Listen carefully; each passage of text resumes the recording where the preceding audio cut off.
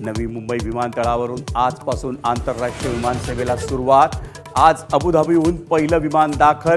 नवी मुंबईसह पुणे, कोकण आणि पश्चिम महाराष्ट्रातील प्रवाशांना दिलासा।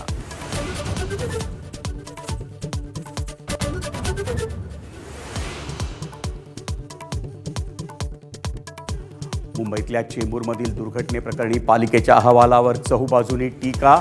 सत्ताधारी आणि विरोधकांपाठोपाठ विहान श्रीवास्तवच्या कुटुंबाकडूनही नाराजी व्यक्त। दुर्घटनेची पुन्हा चौकशी करण्याची मागणी।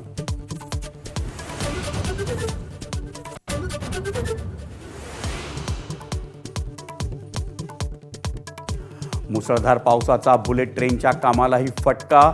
यंत्रसामुग्रीची ने-आण आणि कर्मचाऱ्यांसाठी उभारलेला कच्चा पूल गेला वाहून। मुख्य पुलाचं काम रखडण्याची शक्यता।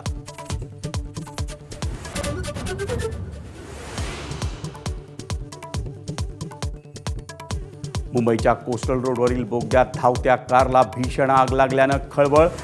कार जळून खाक, इतर वाहन चालकांच्या गाड्या सोडून पळ।